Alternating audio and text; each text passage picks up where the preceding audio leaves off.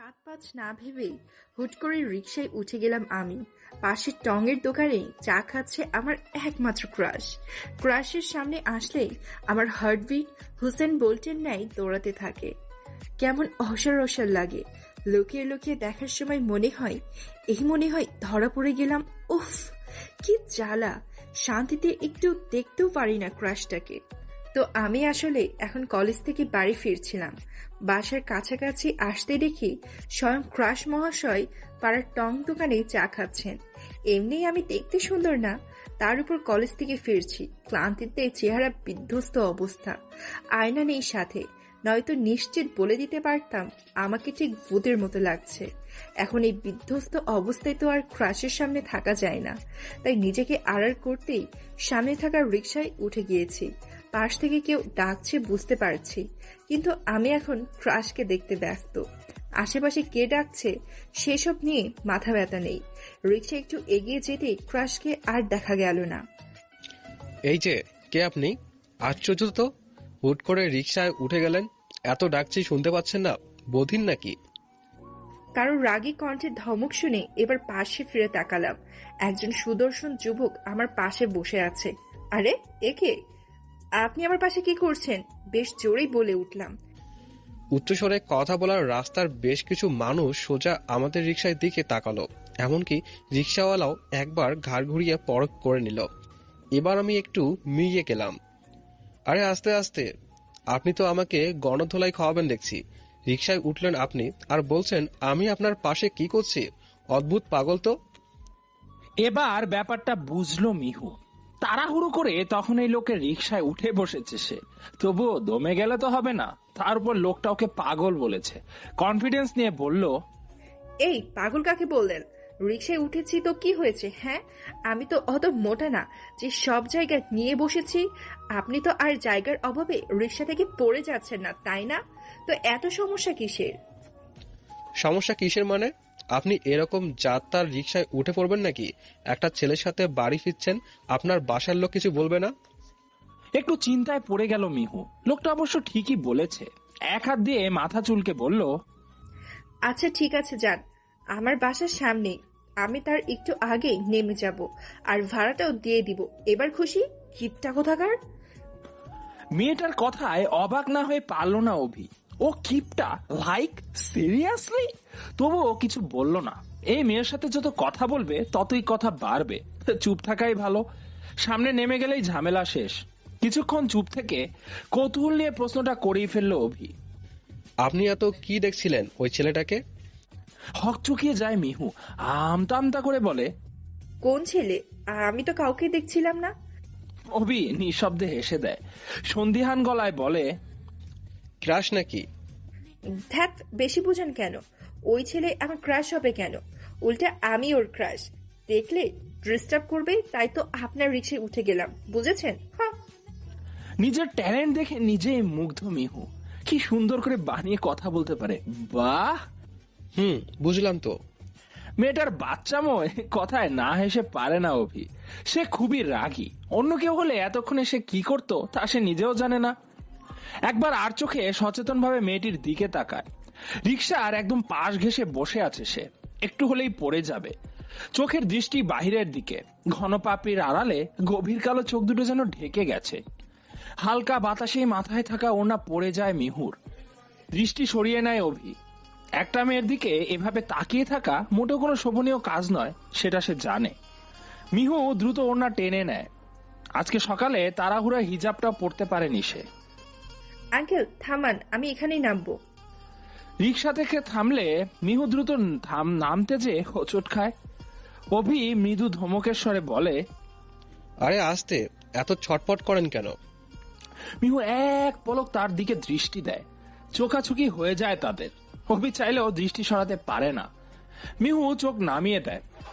আশ্বস্তি হয় তার। আমতা আমতা করে ও কিছু না বলে ব্যাগ থেকে টাকা বের করতে নিলেই অভি বলে, হয়েছে, আপনার ভাড়া দিতে হবে না, ভাড়া দেয়াই আছে, আপনি বাসায় যান। কিন্তু অভি ইশারায় যেতে বলে। মিহু কথা বাড়ায় না। বাসার গেট দিয়ে ঢুকতেই পিছে ফিরে দেখে ছেলেটা রিকশা থেকে ওর বাসার সামনেই নামছে, এমনকি গেট দিয়েও ঢুকে গিয়েছে। দ্রুত পায়ে এগোতে এগোতে বলে, সমস্যা কি আপনার? এখন কি বাসায় এসে কমপ্লেন করবেন নাকি? মিহুর কথায় ভ্রু কুচকে তাকায় অভি, শান্ত গলায় বলে, আমি এখানেই এসেছি। বিরক্তি নিয়ে কিছুক্ষণ তাকিয়ে থাকে মিহু, ভাবে হয়তো কোনো ভাড়াটিয়া বাসায় এসেছে। একসাথে সিঁড়ি দিয়ে উঠে তারা তৃতীয় তলায় এসে অভি বেল বাজালে বিস্মিত কণ্ঠে মিহু বলে, আপনার ভুল হচ্ছে, এটা আমার বাসা। আপনি হয়তো অন্য কোনো। এটুকু বলতেই গেট খুলে দিল সাদিফ। সাদিফ মিহুর বড় ভাই, মিহুর থেকে প্রায় 6 বছরের বড়। অভি আয়। অভি ভিতরে ঢুকতেই মিশুকে দেখে সাদিফ। অভির পিছে এতক্ষণ দেখাই যাচ্ছিল না মেয়েটাকে। তুই দাঁড়িয়ে আছিস কেন, ভেতরে ঢোক। ধীর পায়ে ভেতরে ঢুকে মিহু, মনে মনে তার হাজারো চিন্তা, লোকটা কি তার ভাইকে কিছু বলে দিবে নাকি। ধুর, সব ছেড়ে এই রিক্সাতে উঠতে হলো, আর ওনারই ভাইয়ের বন্ধু হতে হলো। উফ, পৃথিবীটা গোল, আসলেই পৃথিবীটা গোল। নিজের ঘরের যে দরজা আটকে দেয় মিহু, বিছানায় ব্যাগটা রেখে জামা কাপড় নিয়ে ওয়াশরুমে ঢুকে ফ্রেশ হয়ে বের হতেই রান্নাঘর থেকে মায়ের ডাক শুনে রুমের বাইরে পা বাড়ায় সে।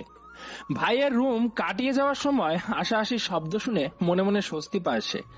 অভি কিছু বলেনি, এই ভেবেই চিন্তাটা মাথা থেকে ঝেড়ে ফেলে। রান্নাঘরে ঢুকতেই দেখে মা বিরিয়ানি রান্না করছে। ভ্রু কুচকে ফেলে মিহু, সন্দিহান কণ্ঠে বলে, এইসব রান্না করছো কেন? কেউ আসবে? পিছনে ফিরে তাকায় নাজিফা বেগম, মিহুর উদ্দেশ্যে বলে উঠেন, হ্যাঁ, তোর বড় মামা আসবে। বড় মামার কথা শুনে মনটাই ভালো হয়ে গেল মিহুর। এই মানুষটা মিহুর খুব বেশি প্রিয়। মায়ের ডাকে ভাবনা থেকে বেরিয়ে এলো মিহু। নাজিফা বেগম মেয়ের হাতে একটা ট্রে ধরিয়ে দিয়ে বললেন, এটা যে সাদিপের রুমে দিয়াই, ওর বন্ধু আসছে। মিহু ইতস্তত করে বললে, আমেনা খালে যে দিয়ে আসেন, আমি পারবো না।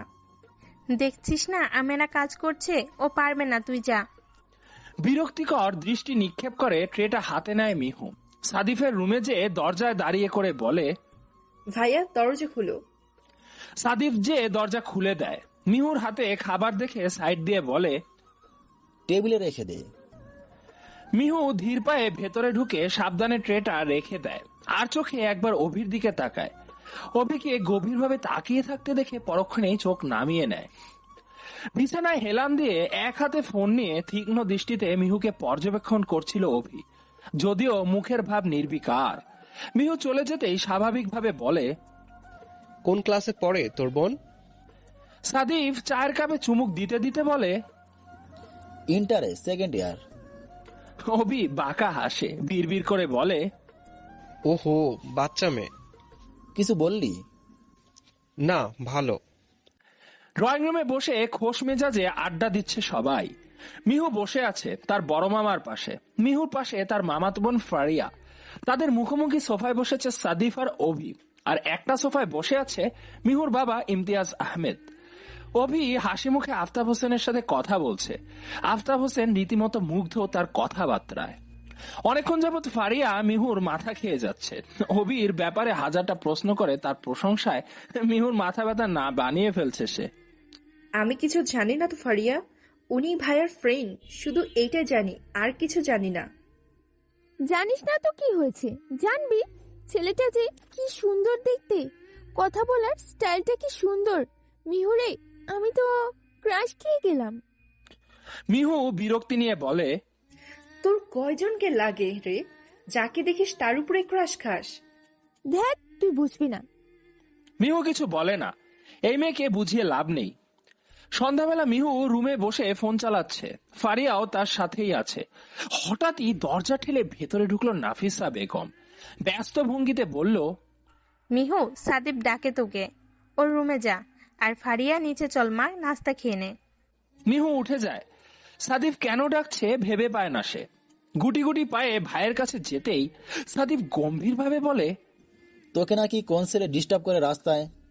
কে? আমাকে আগে বলিস নাই কেন? চুপ হয়ে যায় মিহু। অভির দিকে তাকিয়ে দেখে তার মুখে দুষ্টুমি ভরা হাসি। 2 আঙুল দিয়ে থুতনি চেপে জিজ্ঞাসু দৃষ্টিতে তার দিকে তাকিয়ে আছে।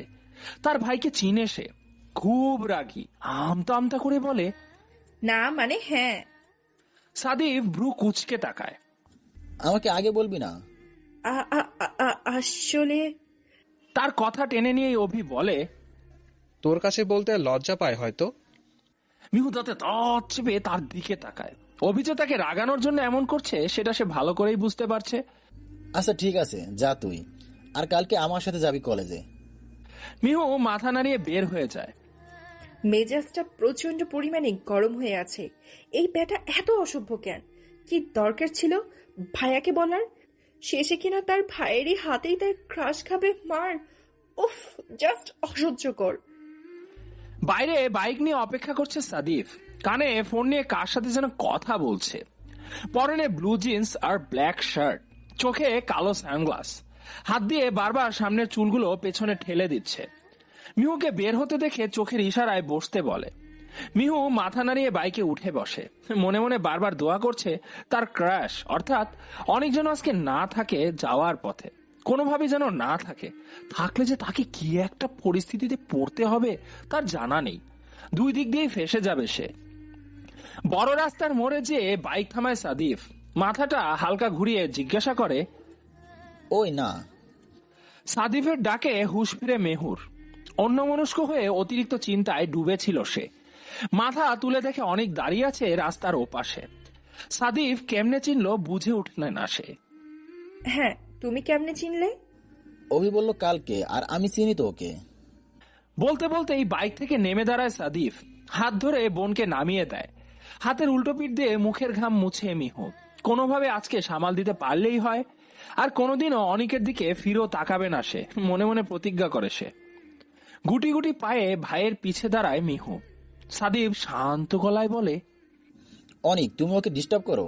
এই বয়সেই এসব শিখছো? তোমার বয়স পার করে এসেছি আমি। এই বয়সে ধমকে কাজ হয় না, হিতে বিপরীত হয়। তাই আমি ভালো করে বলছি তোমাকে এসব ছাড়ো। আমি যেন আর কখনো না শুনি তুমি এসব করেছো। Got it. মিহু অনেকের রিয়াকশন দেখার জন্য অপেক্ষা করছিল। তবে সে যা ভেবেছিল তেমন কিছুই হলো না, বরং যা হলো তার উল্টো। অনেক মাথা নিচু করে বলল, সরি ভাইয়া, আর কখনো হবে না। মিহু হতবাক, চমকিত। হলোটা কি? ভ্রুকুচকে নিজেকে চিমটি কাটলো সে। না, ব্যথা তো পাচ্ছে, তার মানে সত্যি। অনেকের দিকে তাকায় সে। অনেক স্বাভাবিকভাবে দাঁড়িয়ে আছে। তাকে দেখে মনে হচ্ছে যা হচ্ছে তাই যেন হবারই ছিল। মিহু চলে যেতেই একটা বাইক এসে থামে সেখানে। হেলমেট খুলে চুলগুলোতে হাত চালাতে চালাতে অভি বলে, গুড জব অনিক, যেমনটা বলেছিলাম ঠিক তেমনটাই করেছ। জি ভাইয়া, আপনি বলেছেন, আমি না করব নাকি, বলেই হাসলো অনিক। অভি হেলমেটটা পরতে পরতে বলল, গুড। কোনো সমস্যা হলে আমাকে বলবা। আজকে আসি, আল্লাহ হাফেজ। আল্লাহ হাফেজ ভাইয়া। বাইক স্টার্ট দিল অভি। মুখে তার দুষ্টু হাসি। মিহুর চিন্তিত চেহারাটা দেখে যে তার কি পরিমাণ হাসি পাচ্ছিল। অনেককে সে আগেই বলে রেখেছিল যেন সাদিফ আসলে সে দোষটা নিজের বলেই স্বীকার করে। মিহুকে অপমান করার কোনো ইচ্ছা ছিল না তার। সে শুধু এটাই বোঝাতে চেয়েছিল যে মিথ্যা বললে কতটা ঝামেলায় পড়তে হয়। আর মিহুর চেহারা দেখে সে এতটুকু আশ্বস্ত হয়েছে মিহু অন্তত মিথ্যা বলবে না আর কখনো। কলেজের সামনে বাইক থামায় সাদিফ। হাত বাড়িয়ে মিহুকে বলে, সাবধানে নামতে পারিস না। বাইক থেকে নামতে নিলে সবসময় হোঁচট খায় মিহু। 2-3 বার পরে ব্যথাও পেয়েছে সে। এজন্যই সাদিফের এক্সট্রা সতর্কতা। মিহু নামতেই পাশে এসে দাঁড়ায় ইপসা, মিহুর একমাত্র বান্ধবী সে। মিহুর হাত ধরে টেনে ধরে সে। এত দেরি হলো কেন তোর? জানিস না আজকে ইম্পর্টেন্ট ক্লাস আছে? আরো কিছু বলতে যাচ্ছিল সে, তবে সাদিফকে দেখে থেমে যায়। সাদিফ তখন হাতের ঘড়ি ঠিক করতে ব্যস্ত। এক নজর ইপসাকে দেখে সে, তারপর মিহুর দিকে তাকিয়ে বলে, একা আসতে পারবি না নাকি আমি নিতে আসবো? না না না, আমি একাই পারবো। আচ্ছা। বলে দ্রুত বাইক ছুটিয়ে চলে যায় সে। মিহু দীর্ঘশ্বাস ফেলে। আজকের ঘটনায় সে খুবই দ্বিধাগ্রস্ত। এখনো তার মাথায় কিছুই ঢুকছে না। ইপসা বাহু ঝাঁকিয়ে বলে, এই কি হলো তোর? চল। যাচ্ছি, চল। ক্লাসরুমে বসে আছে তারা। এখন ব্রেক টাইম। ইপসা গালে হাত রেখে মনোযোগী হয়ে মিহুর কথা শুনছে। মিহু এক হাত দিয়ে তুড়ি বাজিয়ে বলল, তুই কি আদৌ আমার সব কথা বুঝতে পারছিস ইপসা? এমন হ্যাবলার মতো তাকিয়ে আছিস কেন? পারছি রে দোস্ত, পারছি। শুধু সব না, একটু বেশি বুঝতে পারছি আমি। কলেজ থেকে বাসায় ফিরে সোফায় ধপ করে বসে পড়ে মিহু। ক্লান্তিতে ঘুম আসছে তার। এতক্ষণ ইপসার ননস্টপ বকবকানি শুনে কানগুলো পর্যন্ত ব্যথা হয়ে গেছে। হিজাবটা খুলে সোফায় গায়ে গেলিয়ে দেয়। কিছুক্ষণের মধ্যে ঘুমিয়েও যায়। ঘুম ভাঙে সাদিফের ডাকে। চোখগুলো ছোট ছোট করে বিরক্তিমাখা কণ্ঠে বলে, কি সমস্যা তোমার? দেখছো না ঘুমাচ্ছি, ডাকো কেন? এই ভদ্রপুরে তুই ঘুমাচ্ছিস, তাও বসার ঘরের সোফায়? বাড়িতে কি জায়গা কম হয়ে গেছে? যা রুমে যা। মিহু এক হাতে চোখ কাসলায়, হাই তুলে বলে, ধ্যাত, তুমি কি এখন সোফায় বসে বসে সার্কাস করবে? হ্যাঁ, একটু ঘুমালে কি হয়? থাক না, ওকে ঘুমাতে দে। পেছন থেকে কারো পুরুষালী কণ্ঠে চমকে উঠে মিহু। ঘুম উড়ে যায় নিমিষেই। জলদি ঘাড় ঘুরিয়ে দেখতে নিলেই প্রচন্ড জোরে চিৎকার করে উঠে। ঘাড়ে হাত দিয়ে চোখ দিয়ে পানি গড়িয়ে পড়ে তার। অনেকক্ষণ এক কাত হয়ে শুয়েছিল, তাই হঠাৎ করে ঘাড় ঘোরানোতে ঘাড়ের পেশিতে টান পড়েছে তার। সাদিফ হাত ধরে মিহুকে চোখের পানি মুছিয়ে দিয়ে অস্থির কণ্ঠে বলে, কি হলো? মিহুর চিৎকারে নাজিফা বেগম রান্নাঘর থেকে ছুটে এসেছে। সেও চিন্তিত গলায় বলল, কি হলো? ঘাড়ে ব্যথা করছে? মিহু অস্পষ্ট স্বরে বলে, হুম। অভি এগিয়ে যায়, কিছুটা অপ্রস্তুত ভাবে বলে, হঠাৎ নড়ে যাওয়ায় পেশিতে টান পড়েছে। সাদিফ তাকায়, বলে, তাহলে এখন ঠিক হবে কিভাবে? ডাক্তার ডাকবো? ম্যাসাজ করে দিলেই ব্যথা কমে যাবে। তারপর কিছুক্ষণ চুপ থেকে বলে, আমি করব। সাদিফ দ্রুত উঠে দাঁড়ায়, অভিকে নিজের জায়গায় বসতে বলে। কর, তাড়াতাড়ি কর। অভি মিহুর পাশ ঘেঁষে বসে, নরম গলায় মিহুকে বলে, হাতটা সরাও। মিহু ঘাড়ে রাখা হাত সরিয়ে নেয়। চোখ মুখ খিচ্ছে বন্ধ করে আছে সে। অনেক জায়গায় দেখেছে কোথাও মচকে গেলে এক টানে ঘুরিয়ে দেয় আর মচকানো জায়গা ঠিক হয়ে যায়। এখন যদি এই লোকও মেসেজের নাম করে ধুম করে তার ঘাড় ঘুরিয়ে দেয়, ভেবে শিউরে উঠে সে। তার ভাবনাকে সম্পূর্ণ ভুল প্রমাণ করে অভিন এমন কিছুই করে না। সে আলতো করে ঘাড়ে হাত দিয়ে বিভিন্ন কৌশলে মাসাজ করতে থাকে। মিহুর অস্বস্তি হয়। অভি তার অনেকটা কাছে বসে আছে। অভি ঠান্ডা হাতের ছোঁয়ায় ভিতরে বারবার কম্পিত হচ্ছে সে। কিছু পুরার গন্ধ নাকে আসতেই দ্রুত রান্নাঘরে ছুটে চলে যান নাজিফা বেগম। তরকারি না নামিয়ে গ্যাস চালিয়ে চলে এসেছিল সে, নিশ্চিত সব পুড়ে শেষ। বেশ কিছুক্ষণ মেসেজ করার পরও মিহুর কোনো পরিবর্তন দেখতে পেল না সাদিফ। সে এখনো চোখ মুখ খিচে বন্ধ করে রেখেছে। না পেরে অধৈর্য গলায় অভিকে বলে, অভি, ব্যথা তো কমেনি মনে হয়, ওকে হসপিটালে নিয়ে যাই। আরে না রে মিহু, ঘাড়টা ঘুরাও তো। মিহু মৃদু কণ্ঠে বলে, না, ব্যথা করবে। করবে না, তুমি ঘুরিয়ে তো দেখো। মিহু চোখ খুলে আর চোখে একবার অভিকে দেখে, ধীরে ধীরে ঘাড়টা ঘুরায়। না, কোনো ব্যথা নেই। সে অবাক হয়, উৎফুল্ল কণ্ঠে বলে, ভাইয়া সত্যি ব্যথা নাই, আবার আগের মতো হয়ে গেছে। সাদিফের ঠোঁটের কোণে হাসি ফুটে ওঠে। হাসি মুখে অভির দিকে তাকায় সে। অভি বলে, ব্যথার মলম থাকলে নিয়ে আয়, লাগিয়ে দিলে ভালো হবে। আনছি। বলেই দ্রুত পায়ে নিজের ঘরে যায় সাদিফ। অভি নিঃশব্দে হেসে দেয়। সাদিফের মতো রাগী মানুষও বোনের সামান্য ব্যথায় কেমন অস্থির হয়ে উঠছে। মিহুর পাশ থেকে কিছুটা দূরে সরে বসে অভি। পকেট থেকে ফোনটা বের করে আর চোখে মিহুর দিকে তাকায়। কোমর পর্যন্ত লম্বা চুলগুলো যেন এলোমেলো হয়ে ছড়িয়ে আছে পিঠে। ওড়নাটা যে মেঝেতে পড়ে আছে, মেয়েটা হয়তো খেয়াল করেনি। অস্থিরতায় ভরা দৃষ্টি সরিয়ে ফোনের দিকে তাকায় অভি। মিহু কি করবে বুঝতে পারে না। হঠাৎ মেঝেতে চোখ পড়তেই আবারও চমকে ওঠে। তার ওড়না মেঝেতে পড়ে আছে। তার মানে অভির সামনে সে এতক্ষণ ওড়না ছাড়া ছিল। আল্লাহ, অভি না জানি কি মনে করছে। এক টানে ওড়না উঠিয়ে টর্নেডোর গতিতে নিজের রুমে যে দরজা আটকে দেয় মিহু। অভি হাসলো। মেয়েটা আসলেই বাচ্চা। সাদিফ মলম নিয়ে আসে। মিহুকে না দেখে বলে, কই গেল? ওই রুমে। অভি হাত দিয়ে ইশারা করে, তারপর বলে, পরে লাগিয়ে দিস মলম, সমস্যা হবে না। ভাইয়া, আমার ফোনের চার্জার কোথায়? তুমি নিয়েছো? বলতে বলতে সাদিফের রুমে ঢুকে মিহু। স্টাডি টেবিলে এতগুলো কাগজপত্র নিয়ে অভিকে বসে থাকতে দেখে অপ্রস্তুত হয়ে যায়। এরা যে এত পড়াশোনা করে কি মজা পায় এটাই ভেবে পায় না মিহু। একবার ঘরে চোখ বুলিয়ে দেখে সাদিফ নেই। অভি দ্রুত বলে, সাদিফ ওয়াশরুমে। ও আচ্ছা। বলে নিজেই যে ড্রয়ারে খুঁজতে থাকে, পেয়েও যায়। চার্জার নিয়ে বের হতে গেলে অভি বলে, কোথায় গিয়েছিলে? মিহু বুঝতে পারে না অভির কথা। জি মানে তখন যে এত জোরে দৌড় দিলে, মনে তো হচ্ছিল তোমার রুমে কোনো রেল স্টেশন আছে আর তোমার ট্রেন ছুটে যাচ্ছে। তাই বলছি, ট্রেনে করে কোথায় গিয়েছিলে? মিহুর রাগ হয়, মুখ হুঁচিয়ে রাগী কণ্ঠে বলে, আপনার শ্বশুর বাড়ি গিয়েছিলাম, আপনিও যাবেন? বলেই হন হন করে রুম থেকে বেরিয়ে যায় সে। অভি একা একাই হাসে, এক আঙ্গুল দিয়ে কপালের সাইডে ঘষতে ঘষতে বিড়বিড় করে বলে, আমি তো আমার শ্বশুর বাড়িতেই আছি। মুষলধারে বৃষ্টি হচ্ছে, সাথে তুমুল বেগে বাতাস। গ্রীষ্মকালের এই কালবৈশাখীর সময় কোনো আগাম বার্তা ছাড়া এমন হঠাৎ ঝড় বৃষ্টি অস্বাভাবিক কিছু নয়। একটা দোকানের সামনে টিনের সামান্য ছাউনির নিচে জড়সড় হয়ে দাঁড়িয়ে আছে মিহু। ভেজা শরীরে ঠান্ডা শীতল বাতাসের স্পর্শ সর্বাঙ্গে ছড়িয়ে পড়তেই থরথর করে কাঁপছে সে। ক্রমশ বৃষ্টির ঝাপটা এসে আরো নিপুণভাবে ভিজিয়ে দিচ্ছে তাকে। পরনে হালকা গোলাপি রঙের 3 পিস, জামার হালকা রং ভেদ করে সবকিছুই প্রায় দৃশ্যমান। মিহু ওড়নাটা মাথা থেকে নামিয়ে ভালো মতো গায়ে জড়িয়ে নিল, ভেজা চুলগুলো কোন রকম হাত দিয়ে গুছিয়ে নেয়। আশেপাশে আরো অনেকগুলো লোক দাঁড়িয়ে আছে।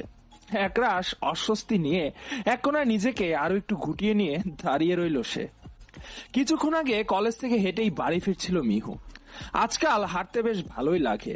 আকাশে মেঘ করছে দেখে দ্রুত পা চালায়, তবে তার আগেই ঝমঝমিয়ে বৃষ্টি নেমে যায়। দৌড়ে এখানে আসতে আসতেই অনেকটা ভিজে যায়।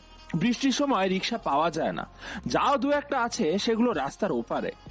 আর এই ভেজা অবস্থায় রাস্তার ওপারে যাওয়া কোনোভাবেই সম্ভব নয়, অন্তত মিহুর পক্ষে। মিহু না? পরিচিত কারো কণ্ঠে মুখ তুলে তাকায় মিহু।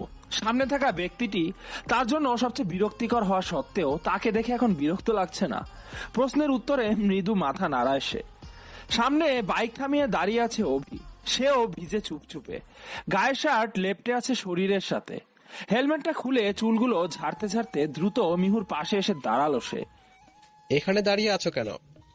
কলেজ থেকে বাড়ি ফিরছিলাম, বৃষ্টি নামে মাঝপথেই। মিহুর কণ্ঠ ঈষৎ কেঁপে কেঁপে উঠে। অভি মিহুর দিকে আপাতমস্তক একবার চোখ বুলায়। মেয়েটা ভিজে একাকার, শরীরের প্রতিটি ভাঁজ স্পষ্ট। দৃষ্টি সরিয়ে আশেপাশের লোকগুলোর বিশ্রী চাহনি দেখে মুহূর্তেই মুখ গম্ভীর হয়ে যায়। কিছু না ভেবেই এক হাতে কাছে টেনে অন্য পাশে নিয়ে জড়িয়ে ধরে নিজের বলিষ্ঠ দেহ দিয়ে লোকগুলোর চাহনি থেকে মিহুকে আড়াল করে দাঁড় করায়। মিহু সংকুচিত হয়ে বলে, ভাইয়া কি করছেন? অভি সামনের দিকে তাকিয়ে কাট কাট কণ্ঠে বলে, চুপচাপ এভাবেই থাকো, বৃষ্টি কমলে বাসায় পৌঁছে দিব। মিহু কাচুমাচু করে, কিছু বলতে চেয়েও অভির দিকে তাকিয়ে আর কিছু বলে না। মনে মনে শান্তি পায় সে। লোকগুলোকে মোটেও সহ্য হচ্ছিল না তার। অভির স্পর্শে আর যাই হোক কোনো খারাপ ছোঁয়া নেই। অভির শরীর ভিজে বরফ ঠান্ডা হলেও তার সংস্পর্শে এসে কাঁপাকাঁপি কমে গেছে মিহুর। আভাস পাচ্ছে সে। বৃষ্টি হালকা কমেছে। মিহুকে এই অবস্থায় নিয়ে বাইকে যাওয়া যাবে না, তাই রিক্সা ঠিক করার জন্য বের হতে নিলে মিহু ইতস্তত কণ্ঠে বলে, আপনি যে রিক্সা নিয়ে আসেন, আমি এখানেই দাঁড়াই। অভি মিহুকে আরো একটু শক্ত করে ধরে সহজ গলায় বলে, কেউ কিছু দেখতে পারবে না, আমি আছি তো, চলো। মিহুকে রিক্সায় উঠিয়ে রিক্সার পলিথিনটা দিয়ে সুন্দর করে ঢেকে দিল অভি। তারপর নিজে উঠে বসলো। রিক্সা চলছে দ্রুত গতিতে। ঠান্ডা বাতাস সাই সাই করে ছড়িয়ে পড়ছে তাদের নাকে মুখে। মিহু আবারও কাঁপছে, তাতে দাঁত লেগে মৃদু আওয়াজ হচ্ছে। অভি শার্টের হাতা ফোল্ড করে চেপে চেপে পানি ঝাড়ছিল। মিহুকে এভাবে কাঁপতে দেখে এক হাত পিঠের পিছন দিয়ে মিহুর হাতের বাহুতে রাখে, মধ্যকার দূরত্ব কমিয়ে আনে। মিহুর গা গরম, জ্বর আসবে বোধ হয়। মিহু গুটিসুটি হয়ে লেগে থাকে অভির সাথে। শীত সহ্য হয় না তার। খুব ঠান্ডা লাগছে। মিহু অস্পষ্ট স্বরে বলে। রিক্সার ঝাঁকুনিতে নড়ে চড়ে উঠে মিহু। তাল সামলাতে অভির হাত খামচে ধরে। নখের আঁচড়ে ব্যথা লাগে অভির, তবুও কিছু বলে না। মিহুর দিকে আর একবারও তাকায় না সে। মুখ ঘুরিয়ে কঠিন দৃষ্টিতে বাইরে তাকিয়ে থাকে। মনের মধ্যে বিচরণ করা নিষিদ্ধ অনুভূতিগুলো ঝেড়ে ফেলার তীব্র চেষ্টায় অব্যাহত সে। ওয়াশরুমে ঢুকে গিজার অন করে দেয় অভি। শার্টটা খুলে ঝুলিয়ে রাখে।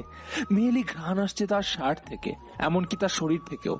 অভি হাসে, আনমনেই বলে, এমন নেশাময় পারফিউম তুমি কোথায় পাও মিহু পাখি? এই ঘ্রাণে আসক্ত হয়ে যাব তো আমি। হাতের দিকে তাকিয়ে দেখে লাল হয়ে নখের দাগ বসে গেছে। মুখে পানির ঝাপটা দেয় সে। চোখ বন্ধ করতেই মিহুর স্নিগ্ধ মুখটা, কাঁপা কাঁপা ঠোঁটগুলো, ভেজা পাপড়িতে ঢাকা কালো কালো চোখ দুটো ভেসে ওঠে। চোখ খুলে জোরে জোরে দুটো শ্বাস নেয় অভি। এই কেমন ঝামেলায় পড়লো সে। শাওয়ার নিয়ে মাত্রই বেরিয়েছে মিহু। বের হতেই দেখে বিছানায় নাজিফা বেগম বসে আছে, হাতে তার খাবারের প্লেট। মিহু হালকা হেসে পাশে বসলো। মেয়ের হাতে খাবারটা দিয়ে তোয়ালেটা নিয়ে নিল নাজিফা। মাথা মুছিয়ে দিতে দিতে বলল, ছেলেটা খুব ভালো তাই না? তোদের মধ্যে কিছু আছে? মিহু চমকায়। মায়ের কথার ইঙ্গিত বুঝতে পেরেছে সে। মায়ের সাথে বেশ ফ্রেন্ডলি সে, তাই সহজ গলায় বলল, কি থাকবে মা, কিছুই নেই। নাজিফা বেগম আর কিছু বলে না। মেয়ের প্রতি যথেষ্ট বিশ্বাস আছে তার। উনি চলে যেতেই দরজা লাগিয়ে দেয় মিহু। পাশে থাকা জ্বরের ওষুধটা খেয়ে বিছানায় গা এলিয়ে দেয়।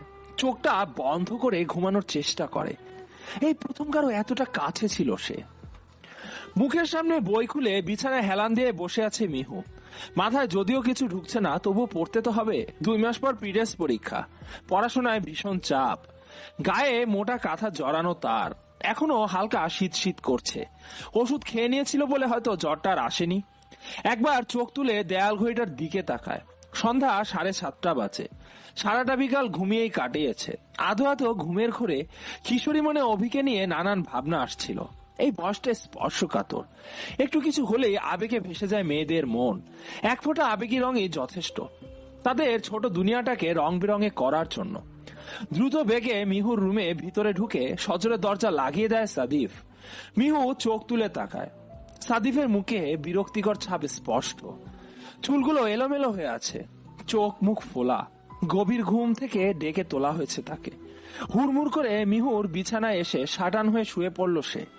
2 সেকেন্ড পর টান দিয়ে মিহুর কোলে রাখা বালিশটা নিয়ে মাথার নিচে দিতে দিতে বলল, কোনো শব্দ করবি না, নিঃশব্দে পড়বি, আমি ঘুমাবো।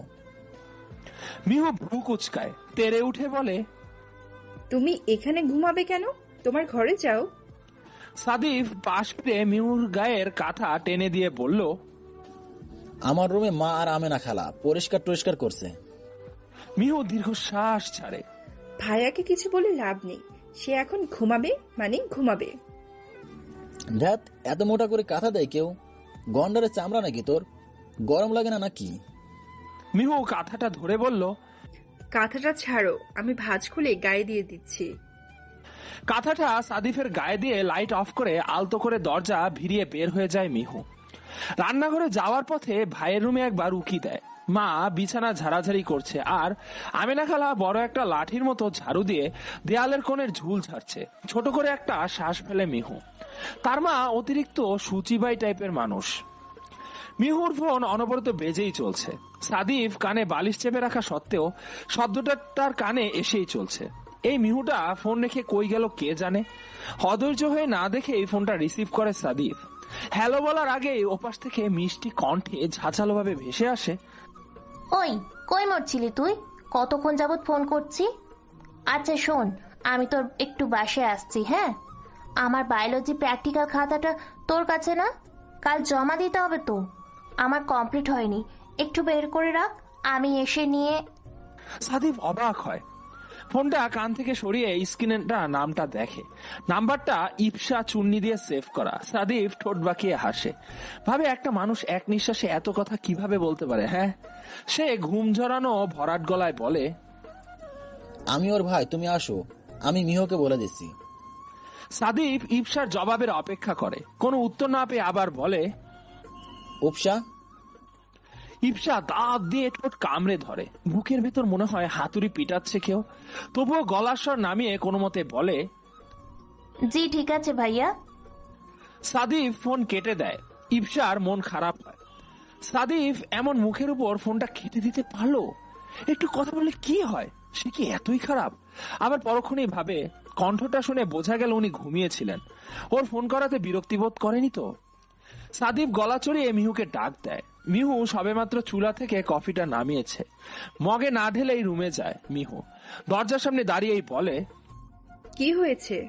সাদিফ মৃদু ধমকে বলে, ফোন দিয়ে যেতে পারিস না? তোর বান্ধবী ফোন করেছিল, ওর বায়োলজি প্র্যাকটিক্যাল খাতা বের করে রাখতে বললো, ও নিতে আসতেছে। মিহু সামনে যেয়ে ফোনটা নেয়। সাদিফ আবারও বালিশে মুখ গুজে দেয়। ফ্ল্যাশ লাইট জ্বালিয়ে খাতাটা বের করে মিহু। লাইট জ্বালায় না বিধায় সাদিফের ঘুমে ডিস্টার্ব হয়। ল্যাপটপের দিকে গভীর দৃষ্টিতে তাকিয়ে আছে অভি। আমেরিকার পড়াশোনা নিয়ে একটা আর্টিকেল পড়ছে। মাস্টার্স ফাইনাল ইয়ারটা শেষ হলে আমেরিকায় পিএইচডি করতে যাবে সে, এরকমটাই প্ল্যান তার। ধনী পরিবারের ছেলেও, চাইলেই বাবার অফিসের কাজে হাত দিতে পারে সে, কিন্তু না, শুধু সেটা করতে তার মন সায় দেয় না। নিজেই কিছু করার ইচ্ছা তার।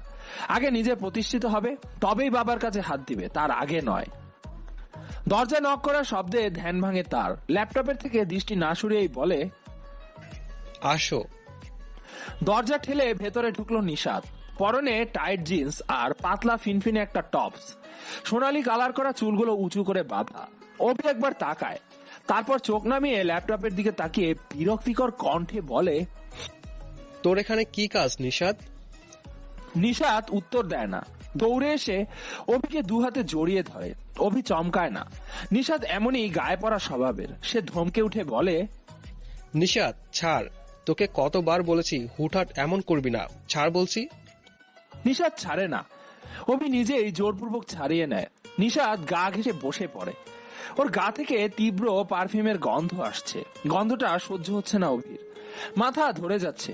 কই মিহুর গা থেকে তো কত মিষ্টি ঘ্রাণ আসে। এক হাত দিয়ে গাল চেপে ধরে অভি, বলে ওঠে, তুই যাচ্ছিস না কেন? দেখতে পাস না কাজ করছি? নিশাত অভির হাত ধরে, হাতের বাহুতে মাথা ঠেকিয়ে বলে, তুমি এমন করো কেন ভাইয়া? দেখো আমি কত সুন্দর করে সেজে এসেছি তোমার জন্য, দেখো। অভি তাকায় না, গভীর কণ্ঠে বলে, তুই আমার জন্য সাজবি কেন? পাগলামু না করে যা প্লিজ, আমাকে রাখতে বাধ্য করিস না। নিশাত হতাশ হয়, সরে আসে অভির থেকে। অভিকে রাগাতে চায় না ও। খটখট করে হিল জুতার শব্দ তুলে বের হয়ে যায় রুম থেকে। অভি দরজার দিকে তাকিয়ে দীর্ঘশ্বাস ছাড়ে। নিশাতের পাগলামির কারণ সে জানে, বুঝে। মেয়েটা তাকে ভালোবাসে, কিন্তু তার কিছুই করার নেই। সে যে তাকে ভালোবাসে না, মনের বিরুদ্ধে কার জোর খাটে? নিশাতের শরীরের প্রতি বিন্দুমাত্র আকৃষ্ট হয় না সে। জোর করে তো ভালোবাসা যায় না। সে ভেবেছিল সে কখনোই কাউকে ভালোবাসতে পারবে না, কখনো কারোর জন্য এমন অনুভূতি তৈরিই নাকি হবে না। কিন্তু সে ভালোবেসেছে, প্রবল ভাবে ভালোবেসেছে। প্রকৃতি তাকে ভালোবাসার জালে ফাঁসাতে সক্ষম হয়েছে। সে ভালোবেসেছে তার প্রাণপ্রিয় মিহু পাখিকে। সাদিফের বিছানায় পা গুটিয়ে বসে আছে ইপসা আর মিহু। সামনে দুটো বাটিতে পেঁয়াজু আর বিস্কিট রাখা। সন্দেহ হয়ে গেছে, তাই ইপসা খাতাটা নিয়ে চলে যেতে চেয়েছিল, কিন্তু নাজিফা বেগমের জোরাজুরিতে কিছুক্ষণের জন্য থেকে গিয়েছে। মিহুর রুমে সাদিফ শুয়ে আছেন, এজন্যই সাদিফের রুমে এসে বসেছে তারা। ইপসা খানিকক্ষণ আশেপাশে চোখ বুলিয়ে অন্যমনস্ক হয়ে বলল, উনি খুব শৌখিন, খুব গোছানো। মিহু একটা পেঁয়াজু মুখে নিয়ে চিবাতে চিবাতে বলল, ভাইয়ের কথা বলছিস? ইপসা আর হুঁশ ফেরে। সে অস্বস্তি ভরা কণ্ঠে বলে, না মানে হ্যাঁ, রুমটা খুব সুন্দর করে সাজানো। মিহু অদ্ভুত ভাবে হাসে। ইপসা সচেতন চোখে তাকায়। মিহুর কি হলো? সে তো কখনো এত সিরিয়াস থাকে না। সে সন্দিহান কণ্ঠে বলল, তোর আবার কি হলো? মিহু কিছু বলবে তার আগেই দরজা খোলার শব্দে দুজনেই সেদিকে ফিরে তাকায়।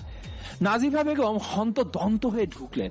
দ্রুত গলায় বললেন, মিহু যা, সাদিবকে ডেকে বল ইপসাকে বাসে পৌঁছে দিতে, দেরি হয়ে যাচ্ছে মেয়েটার। ইপসা হক চুকিয়ে চায়। সাদিফের সাথে বাসায় ফিরবে সে। তাড়াহুড়ো করে বলে, না আন্টি, আমি একাই যেতে পারবো, সমস্যা হবে না। নাজিফা বেগম আপত্তি করে বললেন, না না, এই সন্ধ্যাবেলা একা একা যাওয়া যাবে না, বিপদ আপদ বলে কই আসে না। ইপসা চুপ করে চায়। এই কথার পিঠে কিছু বলার মতো যৌক্তিক যুক্তি পেল না সে। অগত্যা রাজি হওয়া ছাড়া কোনো উপায়ন্তর পেল না ও। ধীরপায়ে সাদিফের পিছে উঠে বসলো ইপসা। সাদিফের পরনে ট্রাউজার আর হাফ হাতা গেঞ্জি। নিজের হেলমেটটা পরে ইফসার দিকে আরেকটা হেলমেট এগিয়ে দিল। পড়ো, বাতাস অনেক, ঠান্ডা লেগে যাবে, আর ট্রাফিকেও থামিয়ে দিবে, হেলমেট না পরলে জানোই তো। জি। বলে হেলমেটটা নিয়ে পরে নিল ইফসা। সাদিফ বাইক স্টার্ট দিতে দিতে বলল, আমাকে ধরে বসে ইপসা। ইফসা কিছু বলল না। সাদিফ যতবারই তাকে নাম ধরে ডাকে ততবারই একটা অদ্ভুত ভালো লাগে তার। সে একটা হাত আলতো করে সাদিফের কাঁধে রাখলো। সাদিফ এক নজর তাকিয়ে বাইক চালানোয় ধ্যান দিল। পথের মধ্যে আর একটা কথা বলেনি কেউ। ইফসার বাসার সামনে বাইক থামালো সাদিফ। হেলমেটটা খুলে উস্কো খুস্কো চুলগুলোতে হাত চালাতে চালাতে বলল, পৌঁছে গেছি, নামো সাবধানে। ইফসা নামছে না দেখে ঘাড় ঘুরায় সাদিফ। দেখে দুহাত উঠিয়ে পেছনে নিয়ে মাথা নিচু করে হেলমেটের লক খোলার চেষ্টা করছে ইফসা। চুল আটকে গেছে। সাদিফ মৃদু হেসে বলে, হাত ছাড়াও, আমি খুলে দিচ্ছি। ইফসা হাত ছড়ায় না, দ্রুত চুলগুলো ছড়ানোর চেষ্টা করতে লাগলো এবং বলে, আমি পারবো। পারবে না? বলে ইফসার হাতের উপরেই হাত রাখে সাদিফ। এক ঝটকায় হাত সরিয়ে নেয় ইফসা। সাদিফ খুব যত্ন করে লকটা থেকে আটকে যাওয়া চুলগুলো ছাড়িয়ে নেয়। হেলমেটটা খুলে নিয়ে বলে, হয়ে গেছে, যাও। ইফসা নেমে যায়। মিষ্টি হেসে হাত নাড়িয়ে বিদায় দিয়ে বলে, ধন্যবাদ ভাইয়া, আল্লাহ হাফেজ। সাদিফ হেসে বলে, আল্লাহ হাফেজ, যাও বাসায় ঢোকো। ইফসা না ঢোকা পর্যন্ত ওখানেই দাঁড়িয়ে থাকে সাদিফ। ইফসা চলে যেতেই একটা ছোট্ট শ্বাস ফেলে বাইক স্টার্ট দেয়। কখন থেকে মিহুর ফোনে কল দিয়েই যাচ্ছে অভি, রিসিভ করার নামই নেই মিহুর। সাদিফকে কল করেছে, সেও ধরছে না। মেয়েটার আবার জ্বর এলো না তো, কম তো ভিজেনি। আবার ভেজা শরীরে কতক্ষণ দাঁড়িয়েও ছিল। টেনশনে মাথা ধরে যাচ্ছে তার। আরেকবার কল করতে রিসিভ হলো। ওপাশ থেকে ঝাঁঝালো কণ্ঠে শোনা গেল, এই কে তুই? বারবার কল দিচ্ছিস কেন?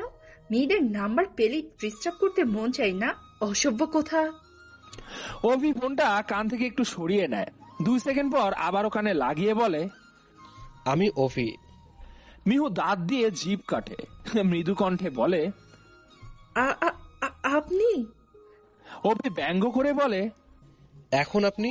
একটু আগে তো তুই তুকারি করছিলা, আর কি যেন মেয়েদের ডিস্টার্ব করি, অসভ্য। আমি তো জানতাম না আপনি ফোন করেছেন। আচ্ছা ফাইন, এবারের মতো মাফ করে দিলাম। এখন বলো, এতক্ষণ কই ছিলা? ফোন রিসিভ করনি কেন? আননোন নাম্বার রিসিভ করি না, আপনি এতবার ফোন দিচ্ছেন তাই ধরলাম। গুড। সাদিফ কই? ওকেও তো ফোন দিচ্ছি। এতক্ষণে বুঝে মিহু অভি আসলে সাদিফের সাথে কথা বলার জন্য তাকে কল দিয়েছে। তাই তো বলি, অভি তাকে ফোন দিবে কেন? আপনি ভাইয়ের সাথে কথা বলবেন তাই না? আসলে ভাইয়া বাসায় নেই, বাইরে গেছে। আমি কখন বললাম ওর সাথে কথা বলবো? না মানে। অভি কণ্ঠে কোমলতা নিয়ে বলে, তুমি ঠিক আছো? জ্বরটর আসেনি তো? মিহুর অদ্ভুত লাগে। অভি কণ্ঠ কেমন অন্যরকম শোনায়। সে আমতা আমতা করে বলে, জি ঠিক আছি। আচ্ছা রাখছি, আল্লাহ হাফেজ। শোনেন। অভি ফোন কাটতে যেও কাটে না, জিজ্ঞাসু কণ্ঠে বলে, কিছু বলবা? আপনি আমার নাম্বার কোথায় পেলেন? সেটা কি খুব কঠিন কিছু? মিহু কোনো জবাব দেয় না, ভাবে আসলেই তো কি বোকার মতো একটা প্রশ্ন করলো সে। অভি হেসে ফোন কেটে দেয়। এখন শান্তি লাগছে তার, খুব শান্তি।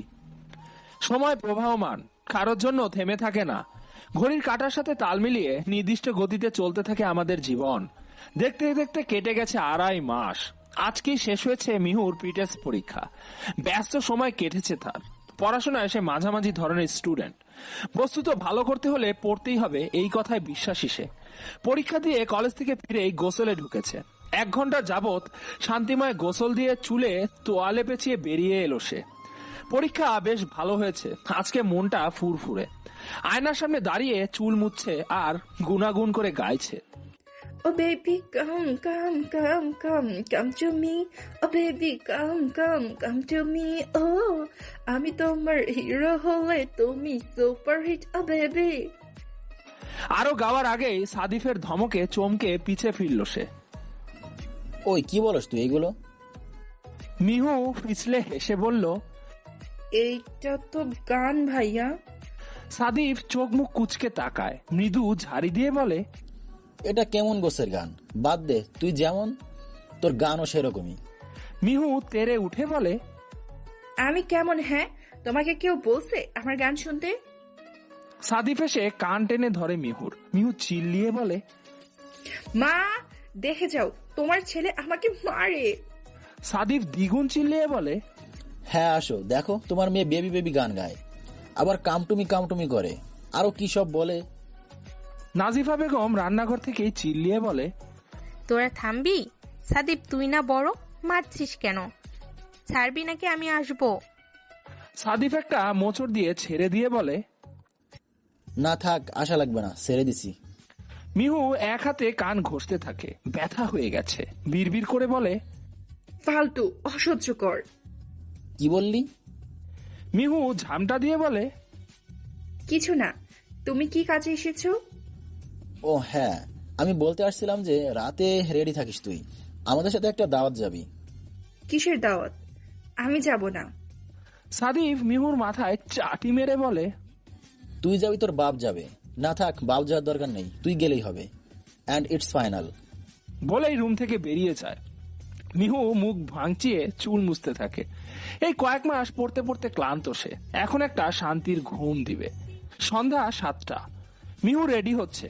একটু আগেই গভীর ঘুম থেকে টেনে টুনে তাকে তুলেছে সাদিফ। চোখে এখনো ঘুম ঘুম ভাব। একটা কালো রঙের লং গাউন পরে নিল। জামার ওড়নাটা লাল রঙের, তাই মিলিয়ে একটা লাল হিজাব পরলো। হালকা একটু পাউডার দিয়ে ঠোঁটে লিপস্টিক লাগিয়ে নিল। ফোনটা হাতে নিয়ে রুম থেকে বের হলো সে। সাদিফ সোফায় বসে ওর জন্য অপেক্ষা করছে। মিহু কাছে যেয়ে বলল, আমি রেডি, চলো। সাদিফ এক নজরে তাকিয়ে উঠতে উঠতে বলল, বাহ, তোর তো খুব কম সময় লাগে তৈরি হতে। মেয়েদের তো সাজগোজ করতেই ঘন্টা পার হয়ে যায়। মিহুর মুখে চওড়া হাসি ফুটে ওঠে। সাদিফ তার প্রশংসা বরাবরই খুব কম করে। হাসি হাসি মুখ নিয়ে কিছু বলতে যাচ্ছিল, তার আগেই সাদিফ বলে, তোকে তো ভালোই দেখাচ্ছে। কি রে পেতনি, মেকআপ করে ঘুমিয়েছিল নাকি? ধপ করে নিভে যায়। মিহু কিছু না বলে রাগি ফেস নিয়ে হন হন করে বেরিয়ে যায় সে। সাদিফ হাসে, বোনটা তার বাচ্চাই রয়ে গেল। আম্মু, আজকে কিন্তু ও আসবে। রুবিনা আহমেদ ছেলের কথায় ফিরে তাকায়, মৃদু হেসে বলে, আর কয়বার বলবি? অভি ঠোঁটের কোণে মৃদু হাসি ফুটিয়ে তোলে।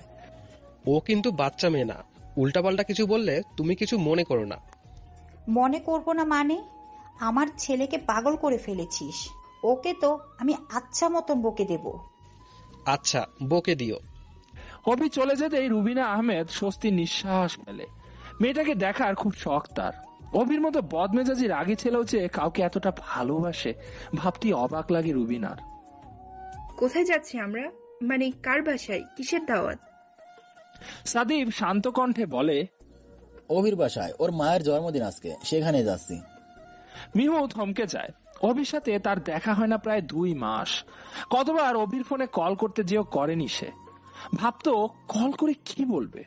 আপনাকে মনে পড়ছিল, একটু কেমন শোনায় না, তাই আর করা হতো না।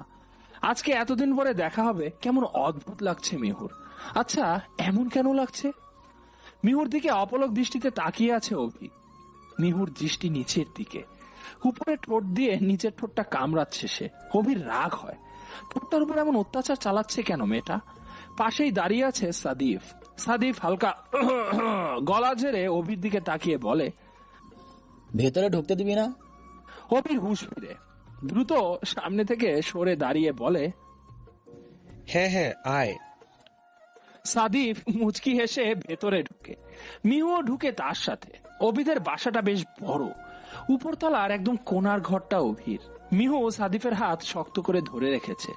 আশেপাশে মেহমান, সবাই অচেনা। মিহু সহজে মিশতে পারে না মানুষের সাথে, তার সময় লাগে।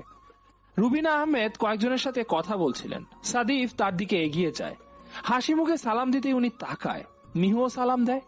উনি সালামের উত্তর দিয়ে বলেন, কেমন আছো বাবা? আলহামদুলিল্লাহ আন্টি, আপনি কেমন আছেন? ভালো আছি। মিহু গালে হাত রেখে বলে, মিহু তাই না?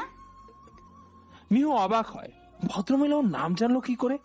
মৃদু স্বরে উত্তর দেয়, জি।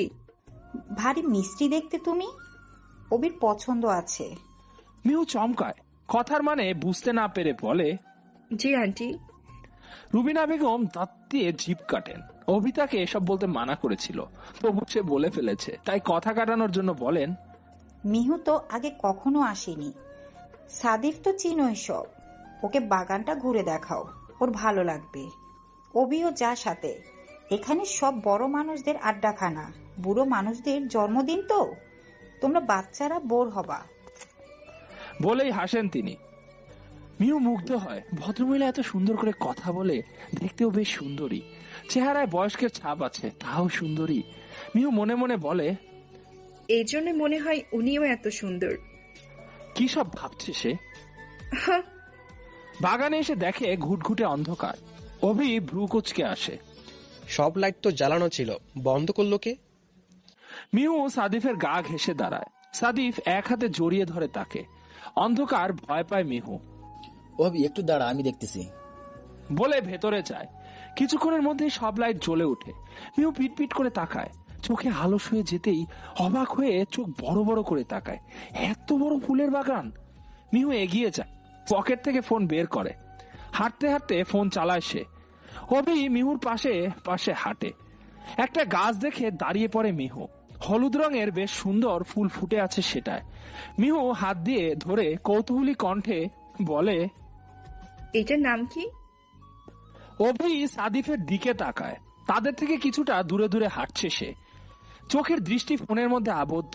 অভি মিহুর দিকে কিছুটা ঝুঁকে বলে, এটার নাম আলমান্ডা, বাংলায় বলে অলকানন্দা। মিহুর উচ্ছ্বসিত কণ্ঠস্বর। বাহ, বাংলা নামটা তো অনেক সুন্দর, অলকান্দান। অভি তির্যক গলায় বলে, তুমি নিবে? ছিঁড়ে দিব? মিহু অভির দিকে তাকায়। অভিকে এত কাছে দেখে হৃদস্পন্দন দৌড়াতে থাকে তার। আমতা আমতা করে বলে, না, ফুল কাছেই সুন্দর লাগে, ছিঁড়ে নিলে সৌন্দর্যের ব্যাঘাত ঘটে। অভি মিহুর এমন ফেস দেখে সরে দাঁড়ায়। তার মুখে তার প্রশস্ত হাসি। হাত দিয়ে চুলগুলো পেছনে ঠেলে দেয় সে। মিহু অদ্ভুত ভাবে তাকায়। অভির এই হাত দিয়ে চুল সরানোটাও একদম পারফেক্ট ভাবে করে। সাদিফ ততক্ষণে মিহুর পাশে এসে দাঁড়িয়েছে। পকেটে ফোনটা ঢুকাতে ঢুকাতে সে বলল, হলো তোর ফুল ফল দেখা? মিহু ভ্রুকুচকে বলে, এখানে ফল নেই ভাইয়া, শুধু ফুল। সাদিফ ফিকে হাসে। তুই আসিস না, আজ তো একটা কটবেল। মিহু তেড়ে উঠে গলা উঁচিয়ে বলে, ভাইয়া। ওর সাথে না লাগলে হয় না তোর? চল ভেতরে চল, কেক কাটবে এখন। অভি আগে ঢুকে, পিছে পিছে ঢুকে সাদিফ এবং মিহু। একটা জায়গায় দাঁড়াতেই মিহুকে ধাক্কা দিয়ে সামনে যায় একটা মেয়ে। সাদিফ ধরে ফেলে বিধায় সামনে নেয় মিহু, নয়তো নির্ঘাত এতগুলো মানুষের সামনে পড়ে গিয়ে মান সম্মান যেত তার। সামনে যে অভিকে জড়িয়ে ধরে নিশাদ। অভি চমকিয়ে যায়। এতগুলো মানুষের সামনে নির্লজ্জের মতো নিশাদ জড়িয়ে ধরেছে তাকে। অভির প্রচন্ড অস্বস্তি হয়, সাথে তুমুল রাগ। মিহুর দিকে তাকায় সে। মেয়েটা মাথা নিচু করে রেখেছে। আচ্ছা, ও ভুল বুঝলো না তো? মায়ের এত স্পেশাল একটা দিন সিন ক্রিয়েট করে নষ্ট করতে চায় না সে। তাই চাপা স্বরে ধমকে বলে, নিশাদ ছাড় আমাকে, নির্লজ্জের মতো এগুলো কেমন ব্যবহার? নিশাতের কোনো হেলদোল নেই। সে বলে, তুমি কই ছিলে? কতক্ষণ যাব তোমাকে খুঁজছি আমি।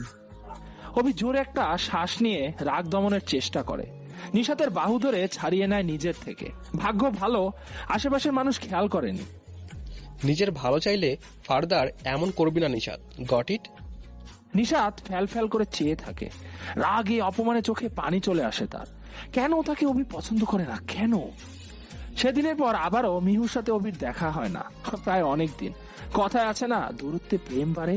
সেটাই হচ্ছে মিহুর সাথে। ভালো লাগাটা তুমুল বেগে ভালোবাসায় রূপ নিচ্ছে। তবে বলা সাহস নেই মিহুর।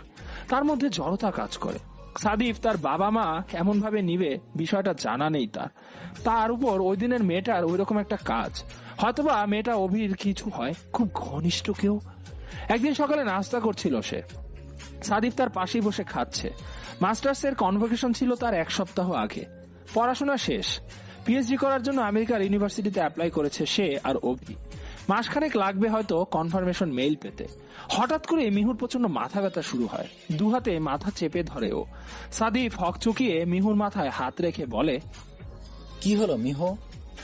মিহু কোনো মতে বলল, মাথা ব্যথা করছে ভাইয়া, খুব মাথা ব্যথা। আমি বলতে বলতেই সাদিফের গায়ে ঢলে পড়ে সে। অজানা আতঙ্কে বুক ভারী হয়ে যায় সাদিফের। মিহুর রিপোর্ট হাতে নিয়ে বসে আছে সাদিফ। চোখ লাল হয়ে আছে তার, মুখে উদ্ভ্রান্তের আভাস। কেবিনের বাইরে তার মা অঝোর ধারায় কাঁদছে। বড় মামি সামলাচ্ছে তাকে। সাদিফ তাদের কি বলে সান্ত্বনা দিবে জানা নেই। তার নিজেরই কেমন হিসেব ছাড়া লাগছে। কয়দিন যাবৎ এত মাথা ব্যথা হতো মিহুর। ওরা ভাবতো নর্মাল মাইগ্রেনের ব্যথা হয়তো, কিন্তু তাদের ধারণা সম্পূর্ণ ভুল ছিল। মিহুর ব্রেন টিউমার ধরা পড়েছে। ডাক্তারের কথাগুলো মনে মনে আওড়াতে আওড়াতে বেরিয়ে এলো সাদিফ। মাকে দেখে একটা দীর্ঘ শ্বাস ছাড়ে সে। বলা বাহুল্য, মিহুর বাবা বিদেশে থাকে, তাই সবটাই সাদিফের দায়িত্ব। সে বড় মামার দিকে তাকিয়ে যথাসম্ভব কঠিন গলায় বলে, মামা, ডাক্তার বলছেন সপ্তাহখানেকের মধ্যে অপারেশনটা করিয়ে ফেললেই ভালো হবে, তবে বাংলাদেশে নয়, ইন্ডিয়ায়। মিহর তো পাসপোর্ট নেই, তুমি কোনোভাবে সেটা ম্যানেজ করতে পারবে না? অবশ্যই, সেটা কোনো ব্যাপার না। ওকে, ইন্ডিয়ায় কোথায় কি করতে হবে সেগুলো আমি দেখে নেব, সেটা নিয়ে টেনশন করার কোনো কারণ নেই। এখন একটু বাইরে যাচ্ছি, মিহর কিছু ওষুধ আনতে হবে। সাদিফ বেরিয়ে যায়। মিহু এখনো অচেতন। মূলত ঘুমের ওষুধ দিয়ে ঘুম পাড়িয়ে রাখা হয়েছে তাকে। বোধ করি স্ট্রেস নিলে তার মাথায় চাপ পড়বে, তাই ঘুমিয়ে থাকাই শ্রেয়। রিক্সা থেকে দ্রুত নেমে হসপিটালে ঢুকে ইপসা। অনেকবার মিহুকে কল দেওয়ার পরও যখন সে ধরেনি, তখন সে বাধ্য হয়েই তার মাকে কল করে। ফোন রিসিভ করে মিহুর মামি। তার থেকে মিহুর এই অবস্থা জানতে পেরেছে ও। এক মুহূর্ত দেরি না করে হসপিটালের নাম জেনেই ছুটে এসেছে সে। রক্তের সম্পর্ক না থাকলেও মিহু যে তার কাছে কি, সেটা শুধু সে আর সৃষ্টিকর্তাই জানে। জীবনের এক পর্যায়ে যখন সে সুইসাইডের মতো জঘন্য কাজ করতে গিয়েছিল, তখনও ফ্যামিলির মানুষ নয়, বরং মিহুই তাকে সামলেছিল, তাকে বুঝিয়েছিল। এজন্যই হয়তো আজও বেঁচে আছে সে। রিসিপশনিস্টের থেকে কেবিন নম্বর জেনে সিঁড়িতে উঠার পথে সাদিফকে চোখে পড়ে তার। তাকে বোধহয় খেয়াল করেনি। পাশ কাটিয়ে দ্রুত নিচে নেমে যায় সাদিফ। ইপসা ছোট্ট করে একটা শ্বাস ফেলে উপরে উঠে যায়। সে সাদিফের প্রতি দুর্বল, সেটা সে জানে এবং মানেও। তবে দুর্বলতাটাকে প্রশ্রয় দেয় না, ও দমিয়ে রাখার চেষ্টা করে। একপাক্ষিক ভালোবাসায় প্রশান্তি থাকে না, থাকে শুধু না পাওয়ার প্রবল যন্ত্রণা ও হাহাকার। বিছানায় হেলান দিয়ে ল্যাপটপে কাজ করছিল অভি। হাতে ধোয়া ওঠা কফির মগ। একটা চুমুক দিয়ে কিছু একটা ভেবে সাদিফকে কল দেয় সে। প্রথমবারে রিসিভ হয় না। ভ্রু কুচকে আবারও কল করে। এবার রিসিভ হয়। ওপাশ থেকে সাদিফের ভাঙা কণ্ঠে ব্যস্ত গলা শোনা যায়। হ্যাঁ অভি, বল। তুই কি ব্যস্ত? তোর গলা এমন শোনাচ্ছে কেন?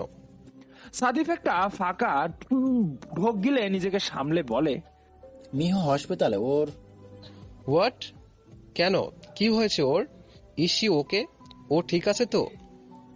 না, ও ঠিক নেই অভি। আমার এতটুকু বোনটার ব্রেন টিউমার হয়েছে। কণ্ঠ ভার হয়ে আসে সাদিফের। অভি স্তব্ধ হয়ে যায়। কেমন ফাঁকা ফাঁকা লাগে তার। ধাক্কাটা নিতে পারে না সে। কথা বের হয় না মুখ দিয়ে।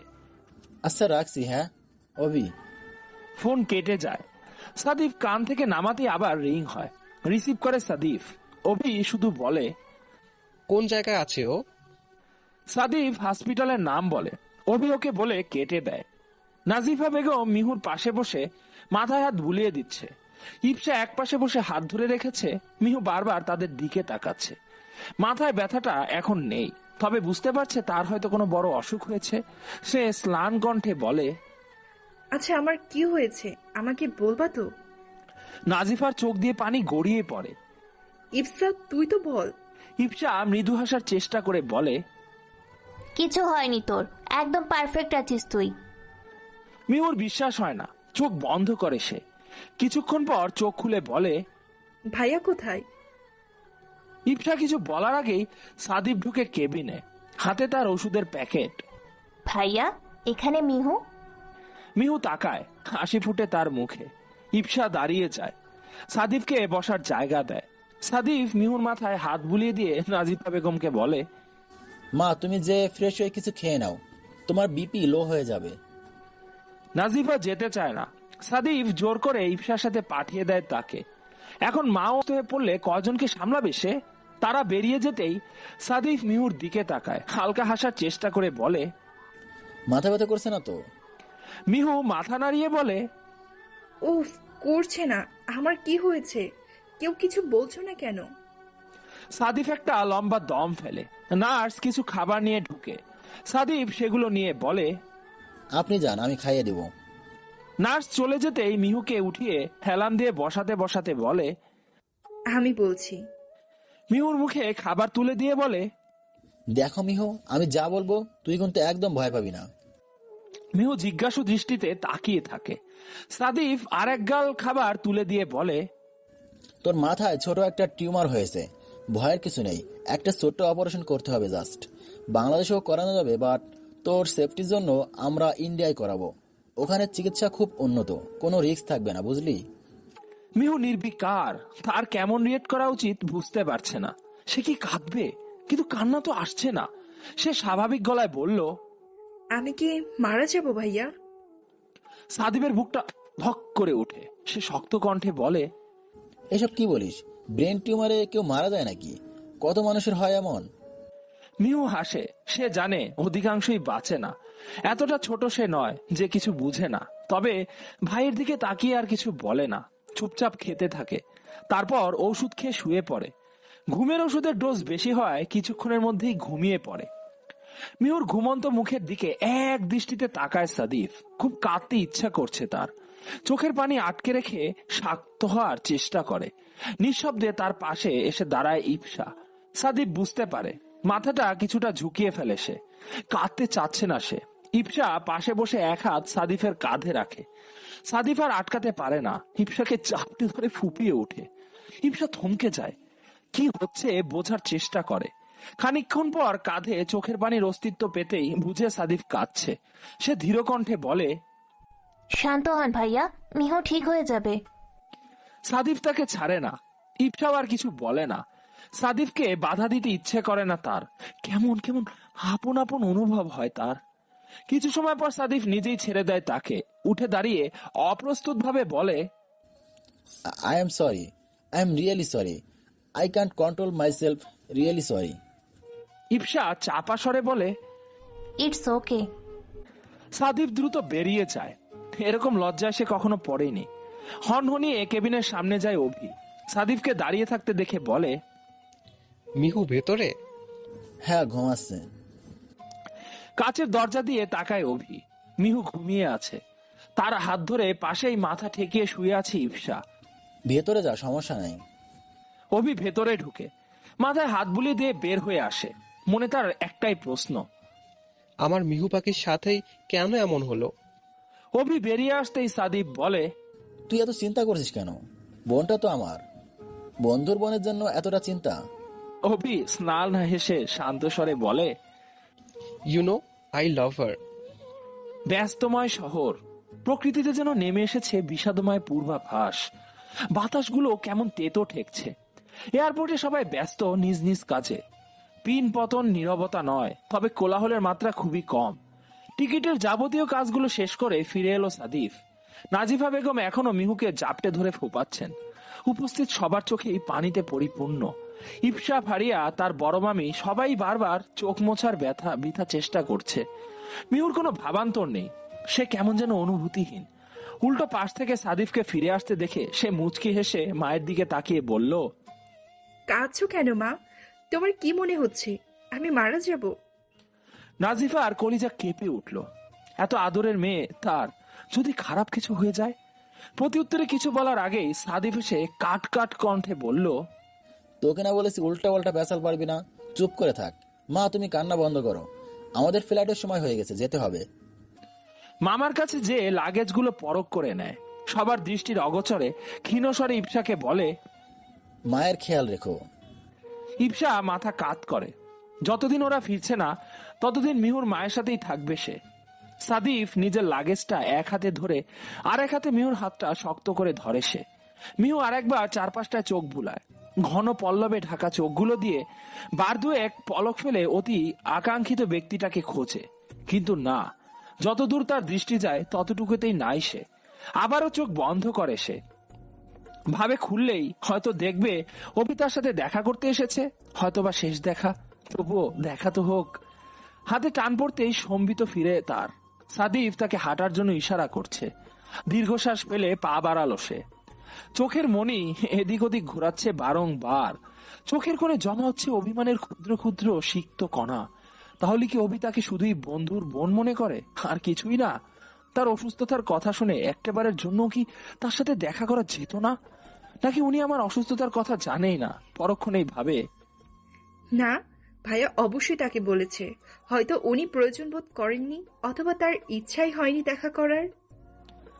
এই এক সপ্তাহে নিজের মনকে শক্ত করেছে মিহু। পৃথিবীতে শুধু বেঁচে থাকাটাই যে কতটা সুখের সেটা ক্ষণে ক্ষণে বিস্তরভাবে উপলব্ধি করতে শিখেছে।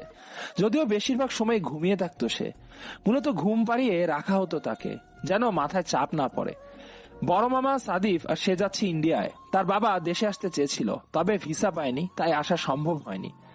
মিহু মুখ ঘুরিয়ে পিছে তাকায়। তার অতিপ্রিয় মানুষগুলোর ছলছল নয়নের দিকে কিছুক্ষণ তাকিয়ে থাকে। জানে না আবার আসতে পারবে নাকি দেশে, দেখতে পারবে নাকি প্রিয় মানুষগুলোকে। প্লেনে ওঠার আগ মুহূর্ত পর্যন্ত সে ভেবেছিল অভির সাথে হয়তো দেখাটা হবে, কিন্তু না, আসলেই দেখাটা হলো না। সিটে মাথা এলিয়ে দিল মিহু।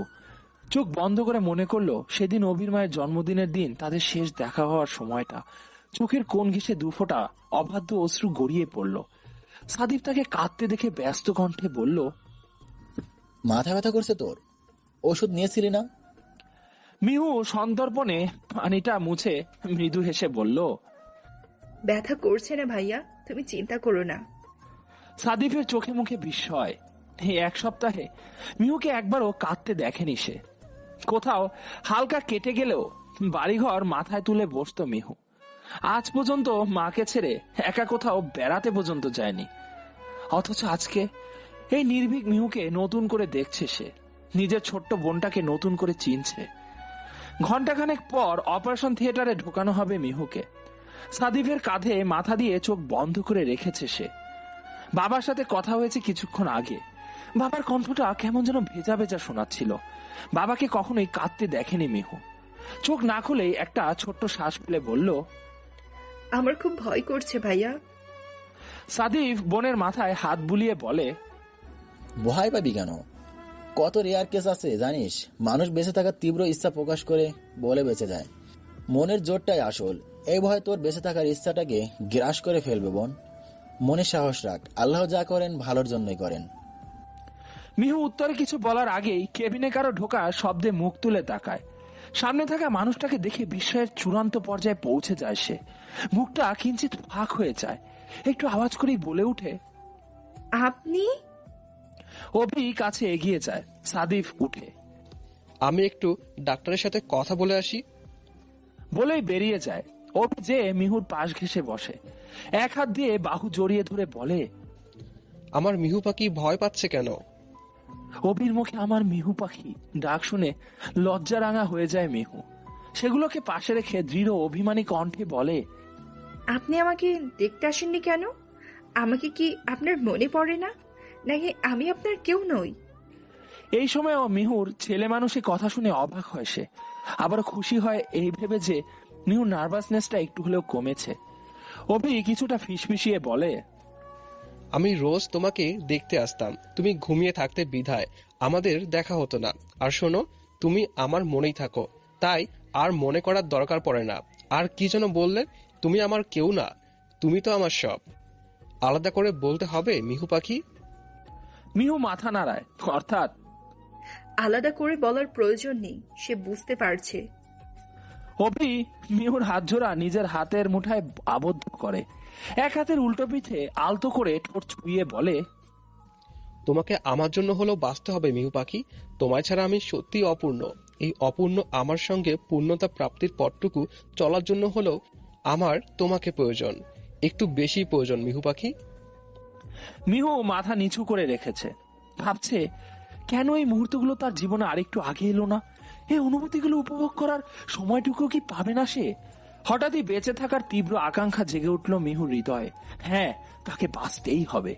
খানিক পরেই নার্স এলো মিহুর পোশাক বদলে অপারেশনের পোশাক পরিয়ে দেওয়ার জন্য। অগত্যা অভি বেরিয়ে যায়। বেরোনোর সময় একবার মিহুর দিকে তাকিয়ে মৃদু হাসে। মুখে হাসি দিলেও মনে মনে দীর্ঘশ্বাস ছাড়ে মিহু। আদৌ কি বাঁচবে সে? ঘন্টা দুয়েক যাবৎ অপারেশন থিয়েটারে ঢোকানো হয়েছে মিহুকে। সাদিফ এক দৃষ্টিতে থিয়েটারের বাইরে চলতে থাকা লাল রঙের বাল্বটার দিকে তাকিয়ে রয়েছে। ভাবছে, এই বাল্বটার রং লাল কেন? লাল রং তো বিপদের আভাস দেয়। মিহুর বড় মামা সামনেই বসে আছে, আর চোখে অভিকে দেখছে সে। নিচের দিকে দৃষ্টি দিয়ে পাথরের ন্যায় বসে আছে অভি। এই একটা সপ্তাহে ছেলেটা কি না করেছে মিহুর জন্য। একদিন আগে ইন্ডিয়া চলে এসেছিল সে। এখানের হসপিটাল, ওদের থাকার জায়গা সহ সবকিছু ম্যানেজ করেছে সে। মিহুর প্রতি তার ভালোবাসা ঠিক কতখানি গভীর সেটা উনি সহ বাসার সবাই ইতিমধ্যেই বুঝে গিয়েছে। ছেলেটা মুখে কিছু না বলেও কত কিছু প্রমাণ করে দিয়েছে। হঠাৎই একজন ডক্টর হন্তদন্ত হয়ে বেরিয়ে আসে। সাদিফ কি হয়েছে জিজ্ঞাসা করতেই বলে, পেশেন্টের মস্তিষ্কে খুব রক্তক্ষরণ হচ্ছে। It's not a good sign. তবুও আমরা আমাদের সর্বোচ্চ চেষ্টা করব। Don't worry. বলেই ডাক্তারটা চলে যায়। সাদিফ স্তব্ধ হয়ে যায়। অভি তখনও ঠায় বসে আছে, দুহাতে মাথা ঠেকিয়ে রেখেছে। মস্তিষ্ক বলছে খারাপ কিছু হবে, আবার মন বলছে আল্লাহ এতটা নিষ্ঠুর হবেন না ওর প্রতি। 6 বছর পর হসপিটালের সামনে থামানো একটা গাড়িতে বসে আছে মিহু। গাড়ির জানালাটা দিয়ে চেয়ে আছে বাইরের দিকে। তাকে গাড়িতে বসিয়ে দিয়ে অভি ভেতরে গেছে রিপোর্ট আনতে। মিনিট 5 মধ্যেই ফিরে এলো অভি। ড্রাইভিং সিটে বসে রিপোর্টটার প্যাকেটটা পেছনের সিটে রাখলো। মিহুর সেট বেল্ট বেঁধে দিয়ে জানালার কাজ তুলে দিয়ে বলল, গ্লাস আটকে দিয়ে গিয়েছিলাম আমি। শীতের মধ্যেও তোমার হাওয়া না লাগালে চলে না, না? মিহু বেঞ্চি কেটে অভির দিকে তাকিয়ে বলল, না, চলে না। জানালা খোলাই থাকবে। আটকালেন কেন? খুলেন বলছি। অভি চোখ গরম করে তাকায়। মিহু মুখ ফুলিয়ে চোখ নামিয়ে পেটে হাত রেখে বিড়বিড় করে বলে, আমি কতবার বললাম আমার আসতে ইচ্ছা করছে না হসপিটালে। না, তাও আনতেই হবে, চেক আপ করাতেই হবে। এত জেদি তোর বাবা, বুঝলি? তোর বাবা আমাকে কত অত্যাচার করে। অভি এক ভ্রু উঁচিয়ে চোখ ছোট ছোট করে তাকায়। মিহু 4 মাসের অন্তঃসত্ত্বা। গোলগাল হয়ে গেছে মেয়েটা। ফোলা গালগুলো আরো ফুলিয়ে রেখেছে। অভি তার এক গালে আঙুল দিয়ে টোকা দিয়ে পকেট থেকে একটা বড় চকলেটের প্যাকেট বের করে এগিয়ে দিয়ে বলে, চেক আপ করানো জরুরি ছিল বলেই করিয়েছি। এখন গাল না ফুলিয়ে এটা খাও। মিহু ভ্রু কুচকে টান দিয়ে চকলেটটা নেয়। প্যাকেটটা খুলে এমন একটা ভাব করে যেন সে খুব বিরক্ত। অভি হেসে গাড়ি স্টার্ট দেয়। মিহু তার অমূল্য সম্পদ, হারাতে হারাতেও ফিরে পেয়েছে তাকে। সেদিনের অপারেশনে মিহু বেঁচে গিয়েছিল, আল্লাহ বাঁচিয়েছে তাকে। এতগুলো মানুষের দোয়া ফিরে দেয়নি আল্লাহ। অবস্থা ক্রিটিক্যাল হওয়া সত্ত্বেও ধীরে ধীরে রিকভার হয়েছিল। 72 ঘন্টা পর জ্ঞান ফিরেছিল তার। এই গাড়ি থামান, আমি চা খাবো। পাশের চায়ের দোকানের দিকে ইশারা করে মিহু। অভি গাড়ি না থামিয়ে বলে, এখন এইসব চলবে না, রাত হয়েছে অনেক, আরেকদিন নিয়ে আসবো নে। মিহু এক হাত দিয়ে অভিকে হাত জাকিয়ে বলে, থামান না প্লিজ। গাড়ি থামিয়ে দেয় অভি। দীর্ঘ শ্বাস ফেলে বলে, আচ্ছা বসো, আমি নিয়ে আসি। মিহু কিছুটা সাহস নিয়ে বলে, বাইরে যেয়ে খাই। অভি সোজা মানা করে দেয়, একদম না, আমি এনে দিচ্ছি। এরপর গাড়ির দরজা লক করতে করতে বলে, তোমার ভরসা নাই, গাড়ি লক করে দিয়ে যাই। নিচু হয়ে মাথা ঢুকিয়ে মিহুর দিকে 4 কাপ এগিয়ে দেয় অভি। মিহু চোখ মুখ বাঁকা করে সেটা নেয়।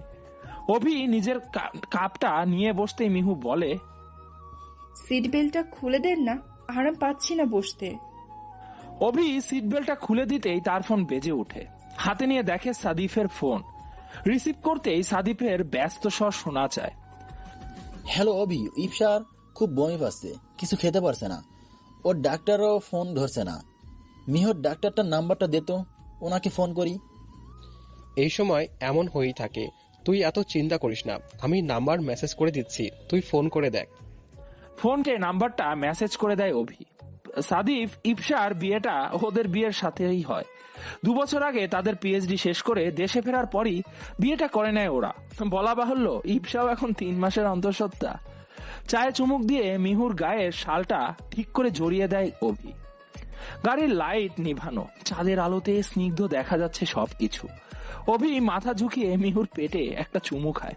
মিহু লজ্জায় লাল বর্ণ ধারণ করা গাল দুটো চোখ এড়ায় না তার। সে মিহুর কানের কাছে ঠোঁট নিয়ে নেশাতুর কণ্ঠে বলে, আমার সবটা জুড়েই শুধু তুমি আছো মিহু পাখি। আর এখন তোমার মাঝেও আমার অস্তিত্ব ধীরে ধীরে বেড়ে উঠেছে। আমার সকল অনুভূতিতে শুধু তুমি এবং তুমি। আমার ভালো লাগা খারাপ লাগা সবকিছুতেই শুধু তুমি বিরাজ করো। আমার সকল অনুভূতির একটাই নাম, তুমিময় অনুভূতি।